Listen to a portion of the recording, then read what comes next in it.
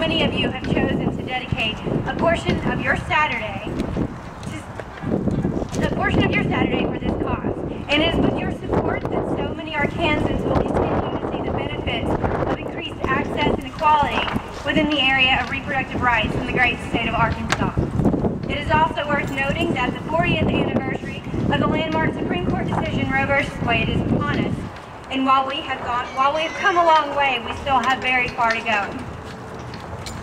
This event is organized by the Arkansas Coalition for Reproductive Justice, which is made up of member organizations including the American Association of University Women, the Little Rock Chapter, the Arkansas ACLU, the Arkansas Women's Project, the Little Rock Chapter of the National Organization of Women, and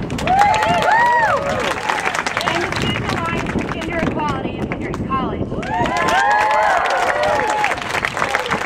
Two quick notes. We do have two elected officials with us today. One is Senator Joyce Elliott, who you'll be hearing from very soon. And State Representative Sabin. We have an incredible group of speakers today, and I hope that you will stay for the entirety of the event. So with that, let's get started. To lead us in an invocation, we have Reverend Mainard O'Connell. She is a BA in Interdisciplinary Studies and Holistic Health from Hendrix College and a Master's of Divinity from New Brunswick Theological Seminary. Her areas of work and study include anti-racism and combating human trafficking. She's the protest chaplain for Occupy Little Rock, and she's currently the pastor of the First Presbyterian Church of Little Rock. And not most importantly, but very important, she's a firm believer that God loves healthcare.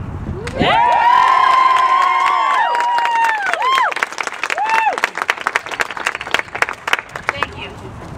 If there is a child weeping, it is mine.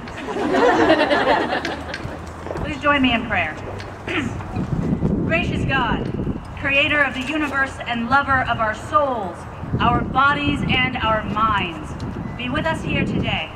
Be in the mouths of the speakers.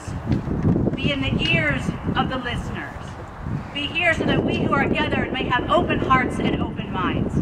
Bless this gathering with safety, but challenge us to also see the road ahead and to take the actions necessary to bring about your justice. Help us not to be complacent. Help us to admit disparity and inequality when we see it, and to loudly say this is not right, and to use all of our might to fight even when that fight is not directly ours. Reproductive justice is a wide umbrella. It is a cut crystal vase that is scattering light. It is a pool with many deep ripples. We might not understand or even agree on all that it means, but we know that we need it, and we are willing to work for it. Grant that we have the courage to keep working, the conviction to do what is needed, and the wisdom to know what is possible. Help us to remember that we cannot walk a mile in another person's shoes while they are still wearing them. The best that we can do is to walk alongside them. Hold us to our own highest standards and remind us that we should not judge what is yours to judge. Bless us so that someday we might see the time when all genders and all races have equal access to effective health care, that all children are cared for, educated, clothed, housed, fed, and loved, that all women and men are healthy, that the poisons in our environment would be healed, and our bodies will once again reflect something of that heavenly body. May the words of these mouths and the meditation of these hearts gathered here today be acceptable to you, our Creator and Sustainer. In the name of all that is good and right and holy and saving. Amen.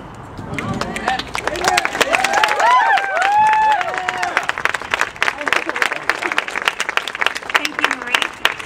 Before we get started with our speakers, for those of you who are social media savvy and you like to tweet, you can use the hashtags J19, hashtag RJR, and hashtag ACRJ. Now, our first speaker is one of my most favorite people in the world is Dr. J. Barth.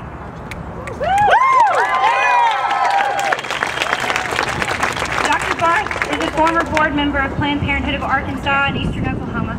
He's a board member of the ACLU of Arkansas and Arkansas affiliate representative on the ACLU National Board.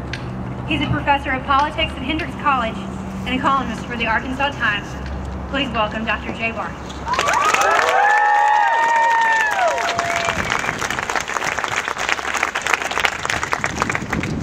Good afternoon. Thank you for allowing me to be here on a gorgeous day, and gorgeous in terms of weather and gorgeous in terms of the crowd that I'm looking at out there. It's really inspiring to be here. I'm proud to be here as an individual, but I'm also proud to be here as a representative of one of the sponsoring organizations, the ACLU of Arkansas, where I get the honor of representing Arkansas on the ACLU's National Board. The ACLU has fought nonstop for reproductive justice in Arkansas, in coalition with other groups for decades, and with your help, we are ready to keep up that fight in this legislative session. And I would urge you to go to arkansasaclu.org, sign up for alerts so that you can join the cause on behalf of reproductive justice. When I returned to Arkansas to begin my teaching career nearly 20 years ago, my first activism was in the arena of reproductive health and choice, working as a board member, as Jessica said, with Planned Parenthood and with an entity then called the Coalition for Choice, an advocacy effort that consisted of many of the organizations represented here today. Working with women and a handful of men who had long been involved in the fight for reproductive justice in Arkansas taught me that passion about a cause was worth little if it wasn't accompanied by smarts in the form of strategy, timing, and using the rules to one's advantage. In short, for reproductive justice, a heart for reproductive justice didn't matter much without a head for the process.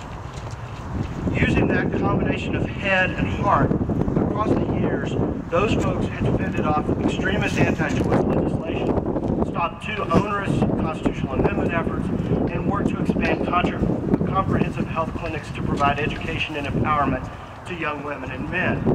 I'm forever grateful for the opportunity I had to get to know those sheroes and to gain those fundamental lessons about advocacy work in Arkansas I've taken with me as I've gone on to work on other issues such as LGBT equality and education in Arkansas. But while I spend time on other issues, this issue of reproductive justice remains central to who I am as an advocate because it's about that most American principle, equality. Equality in access to comprehensive sexuality education so young people can all be empowered, no matter their sexual orientation or gender identity. Equality in access to reproductive health, no matter one's race, ethnicity, or income level. And yes, fundamental equality between women and men that is only present when women have access to real reproductive choices.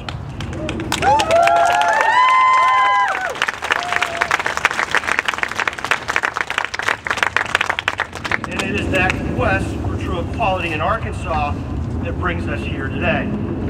While some of the women and men whose war story I was fascinated by as a 20-something remain hard at work today, others have unfortunately passed, and others are in the twilight of their lives as activists. Therefore, it's all of our turn to pick up that baton and become leaders in the ongoing quest for the equality that comes with reproductive justice. The presence of such a diverse array of folks here today gives me every confidence that the heart and soul of the pro-choice movement in Arkansas is fired up and ready to go.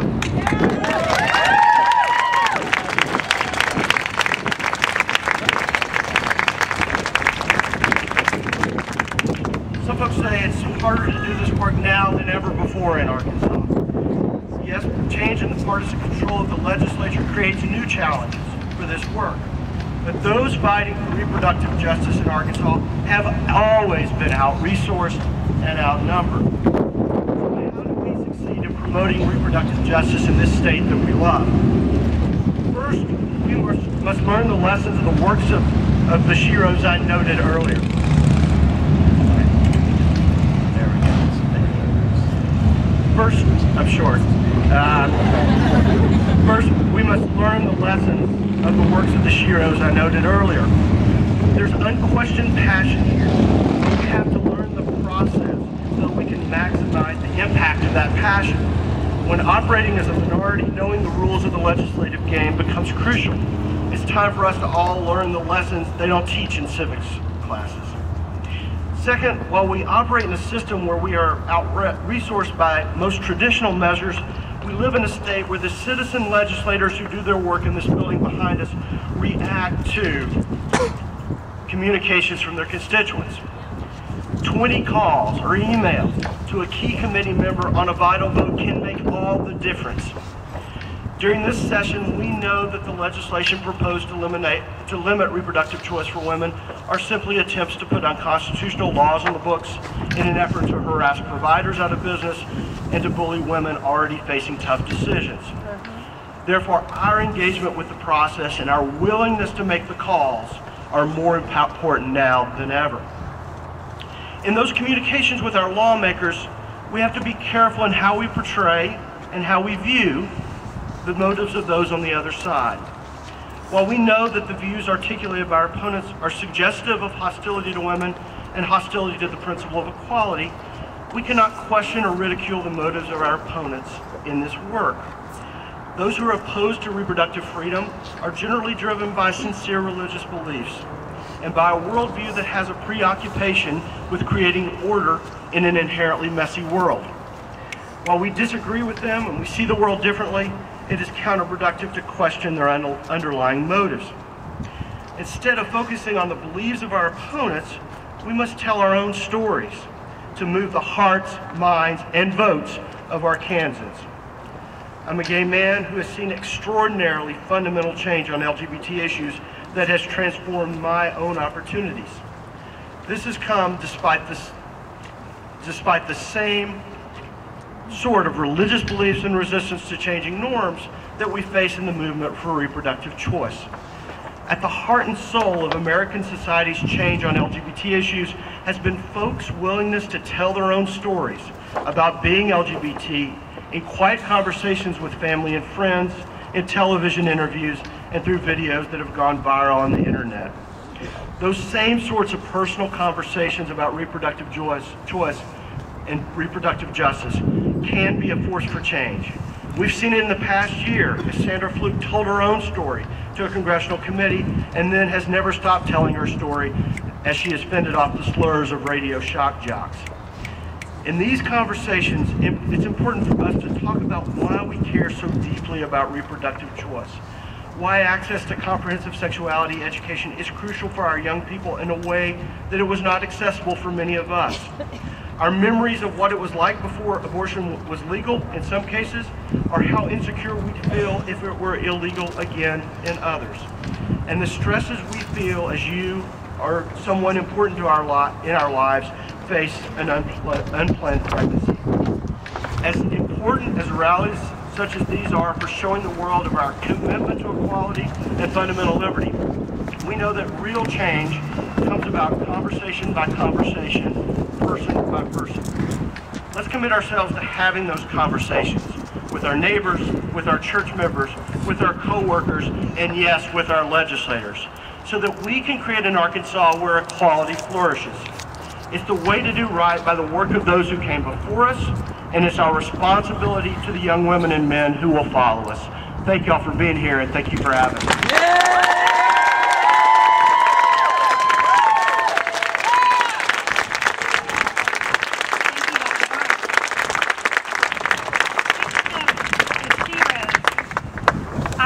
And she's coming up next to speak. She is one of the strongest women that you have up here at the Arkansas State Capitol working on your behalf every day. Her name is Senator Joyce Elliott. For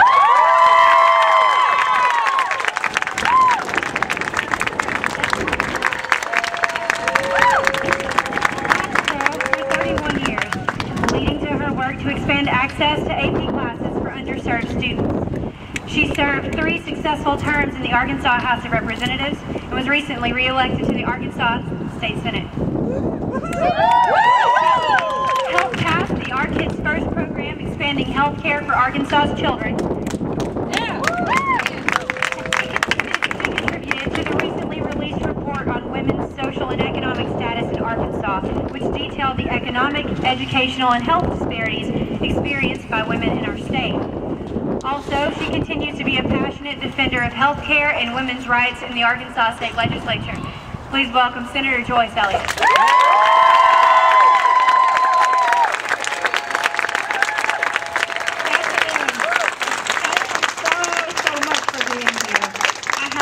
This just a little. It is indeed so gratifying to walk up to this building and see all of these faces out here today. And I wanted to say before I get into any other remarks, please don't let this be your last day you show up to stand up for reproductive justice.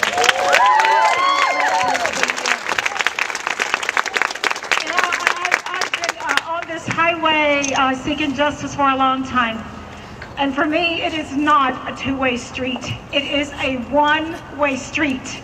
On a one-way street you do not turn back, you keep going.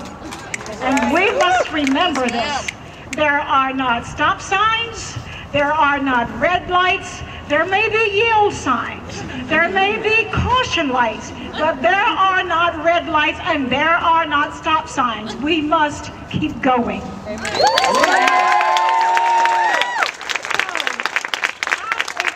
thought, Jay mentioned telling stories, and I thought, what do I say today?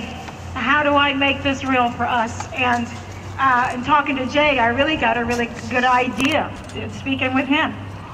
Because, it's important to remind people of some language before I talk my 2 or 3 minutes. This is not a rally about pro-abortion. That is not what this rally is. Whenever we talk about abortion, it's important to get the language straight if we're going to talk about it at all. The language behind the discussion about abortion, even before we talk about the other array of reproductive necessities. It's a matter of choice and anti-choice. There is no discussion.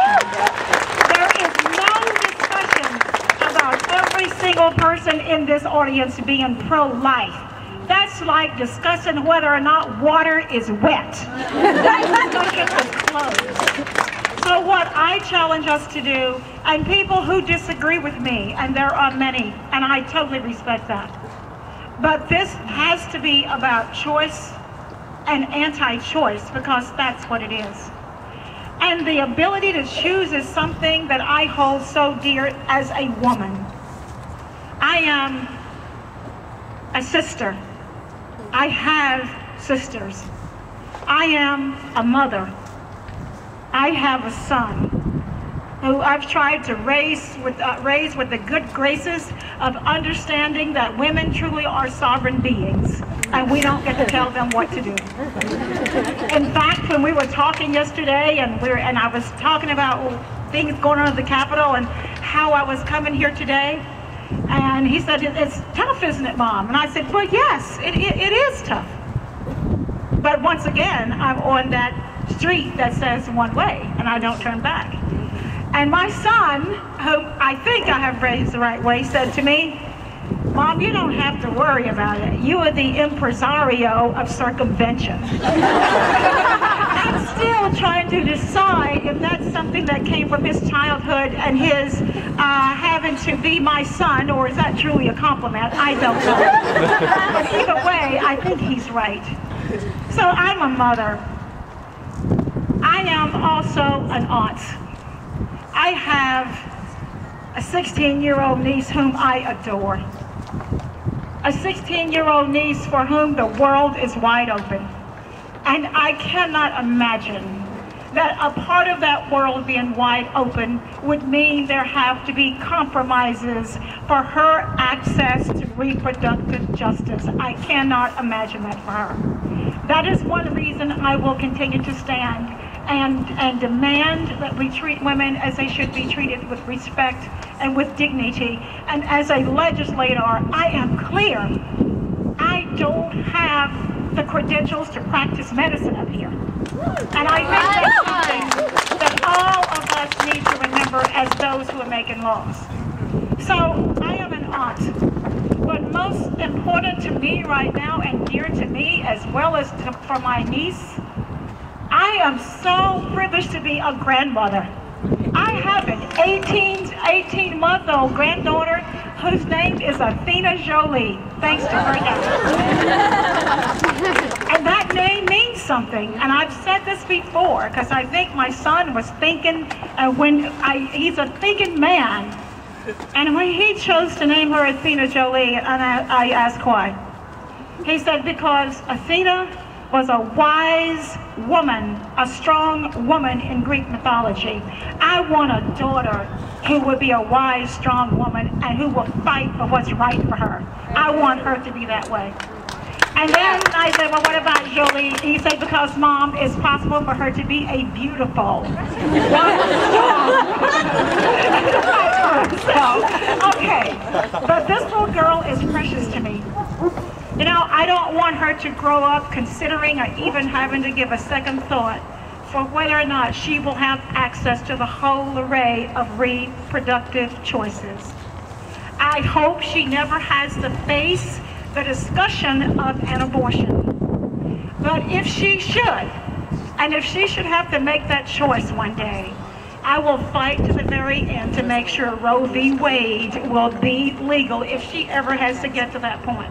But more importantly, I will do everything I can to make sure she has access to reproductive justice so she doesn't even have to face that choice unless it's a matter of life or some other health reason. We need to remember prevention is the way. So I leave you with this for you, for your daughters, for your granddaughters, for your sisters, and in some cases even your moms, because some of you are that young.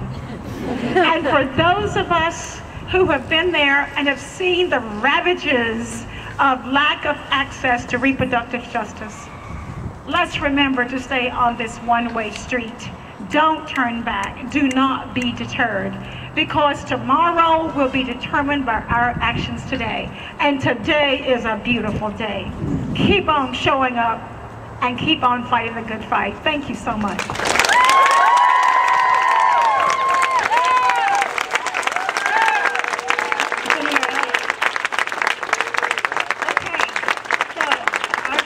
Speaker of the day. I cannot tell you how excited I am about this. Dr. Joycelyn Elders.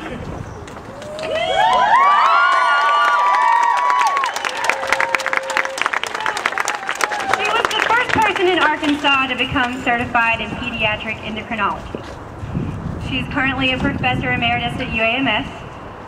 The University of Minnesota has established the Joycelyn Elders Chair in Sexual Health Education, the first of its kind in the nation. The chair's position honors her pioneering work in the field by focusing on scientifically supported sexuality education, which is really great.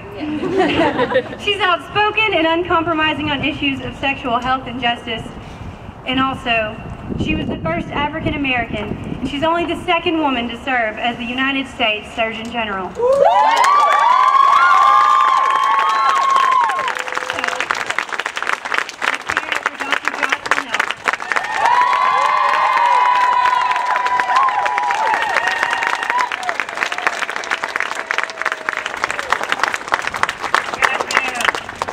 You know, it's a beautiful day and a beautiful crowd, and we've been here when it hadn't been so sunny, but we're still here. And I'm very pleased that you're all here today, and I'm very pleased to be here. And thank you for all you're doing, for all the support you've given, and thank you for the support that you give Senator Elliott to make sure she keeps fighting and keeps pushing as we move forward. The one thing that we all know, or should know, or will know, that if you can't control your reproduction, you can't control your life.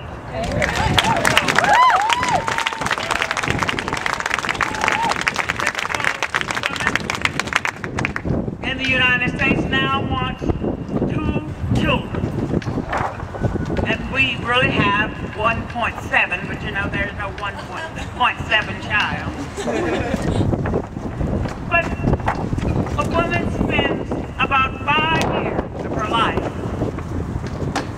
either being pregnant, planning to get pregnant, postpartum. But she spends 40 years of her life trying not to get pregnant.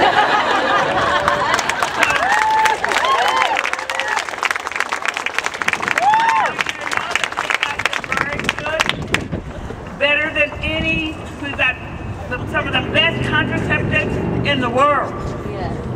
We've got some of the best doctors and best teachers. But yet, we don't do the best job in taking care of women's reproductive health. We talk about all the contraceptives, and sometimes those contraceptives fail. Sometimes we haven't educated our people or made them available. They have to be available. They have to have choice in order to decide what contraceptives they want to use. But let's say they fail and they happen to need an abortion. You see, I am a doctor, and I've been doctoring long enough to remember when women, the most common cause of death for women in the United States was abortion. And that was because, and heaven knows, I don't want to go back to that.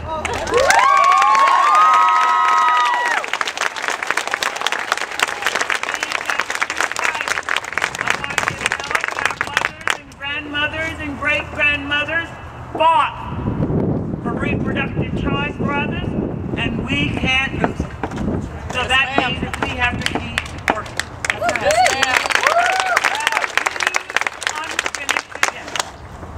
We've come a long way, and I'm proud of how far we've come, but we still have a ways to go. You know, in our rich country, do you know what percentage of our health care dollars we spend on reproductive health for women? 32%. Do you know how much time we spend educating and preparing, allowing contraceptives and the other services for women? Less than 5%. So we don't want to educate them. We don't want to make the services available. If we had as many laws about educating and preparing and taking care of our young women as we have abortion laws, just think of where we would be.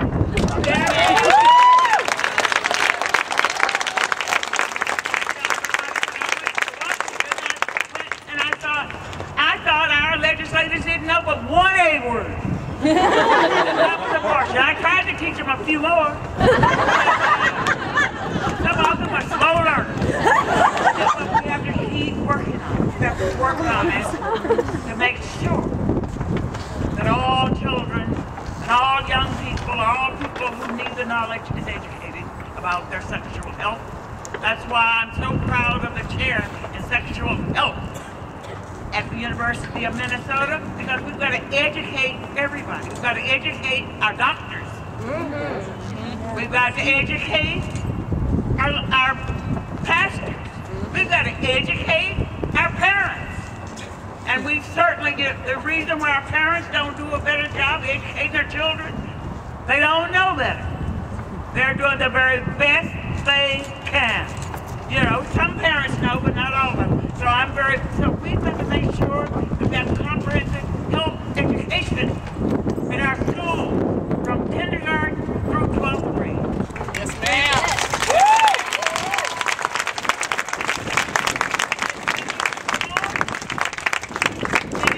Well, I don't want anybody else teaching my child.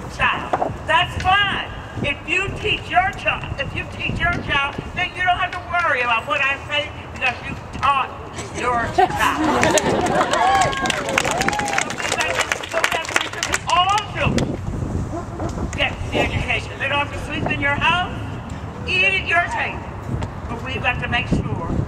we educate our children and make opportunities and resources available for everybody.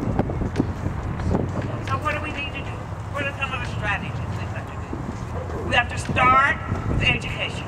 Education, education, education. We've got to educate the children, educate the parents, educate the teachers, the preachers, everybody. We've got to make sure we have access to services. If they may be educated, but they have no access. We still have a major problem. We've got to prevent. Folks, you've heard a lot about prevention. We've got to prevent unplanned pregnancies. Yes. If you prevent unplanned pregnancies, and 50% of the children born in America are probably unplanned. But if we prevent unplanned pregnancies, there would never be a need for an abortion. As I've never known any woman to need an abortion that was not already pregnant. Make sure that we have services and prevent unplanned pregnancies if we're going to make a real difference. We prevent HIV disease, prevent STDs, and of course, if we need to, and we must, we have to intervene with abortions, make sure that the services are available. 87% of the counties in this country do not have an abortion provider. 87%. So that's a real problem. You know, when I'm out there, you know, I'm the condom queen for the United States. I always tell people, you know, I don't worry about being called the condom queen. I can assure you that if everybody who needed to use one would use it, I would put the crown on my head and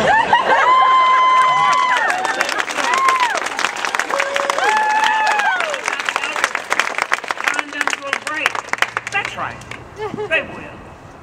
But always remember that the vows of abstinence break far more easily.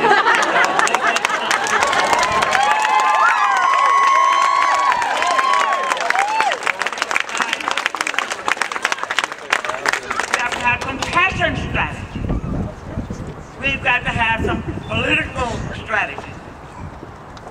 We know that not all of our politicians are Joyce Elliott. If you don't, come up here a few times. We've got to have some leadership strategies, and the young women who organized and put together this rally, you know and I know it didn't just happen because somebody said, oh, you all come to the rally. They worked very hard. They worked on signs. They worked on calling people. They called all of their friends and cousins. Even called Twisted My Arm. But that's all right. It doesn't matter. You're here. We have to have some leadership strategies, and that's what they were showing. It's leadership. To have leadership strategies, let me tell you the 5 C's of leadership.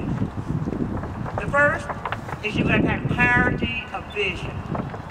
These young women know that they would like to keep Roe v. Wade available, and they would like for no young woman to ever need an abortion, but if they do, they would like for it to be available.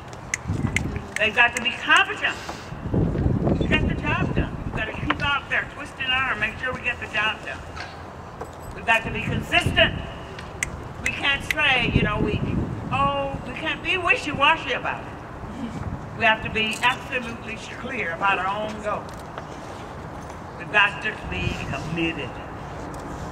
3 T's of commitment and your time. Everybody else has something else to do today. You have to give up your talent, and we look at all the thoughtful signs. And of course, you know, we have to dig down in our pocketbooks every once in a while and give our treasure to make sure that everything goes on. So, what are we going to do? We're about change. You're the new leaders of the 21st century, and you've got to be the ones to bring about the change. Takes a lot of courage sometimes to bring about change. You have to stand up and be called all kinds of things your mother didn't know you were. Yeah. Don't worry about it. Get the thing changed. You have to care about what's going on. And we have to make sure we keep choice alive and available. We have to help make these things happen.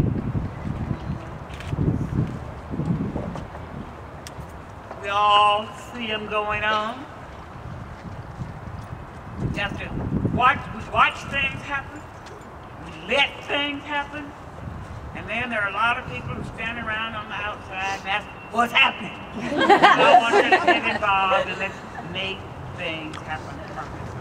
We have to be aware of the problem. We have to make sure that all people know that the problem is out there. Many of our young people don't even know that Roe v. Wade exists or what it was about. So we have to make sure that they're aware. And we have to develop an action plan, and that's what this is about. To get done what we need done. We can't neglect things. We've got to fight constantly. And we've got to negotiate for the rights of all women, young women, poor women, educated women, less well-educated women, rich women, poor women. And last but not least, we've got to reach our goal. It's possible, and we can't slip back now.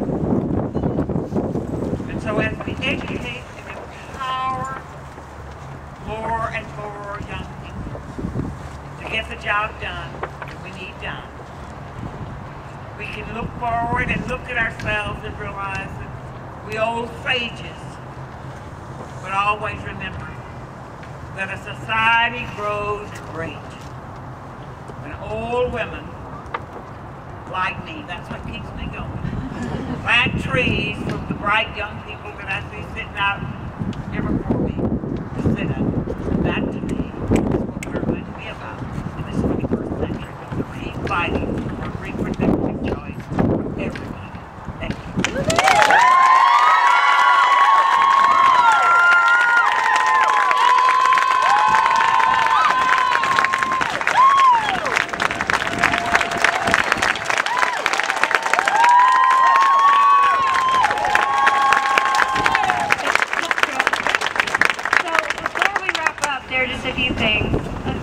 you. Thank you to Christina Molinax, our rally chair. Also, a thank you to Allie Taylor, the program chair. Yeah! And thank you, Reverend O'Connell. Thank you, Dr. Barth. Thank you, Senator Elliott. And of course, thank you again, Dr. Elders, for everything.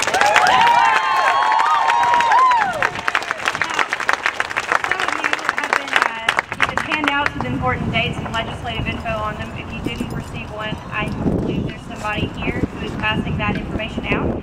Also, please remember to sign the issue postcards and the sign-up sheets for coalition updates. And lastly, from 2 to 5, we will be at the Oyster Bar for food, drinks, and hanging out and getting to know each other and planning our next steps on this journey. So thank you for being here today. It's an amazing turnout, and we look forward to seeing you again soon in similar activities.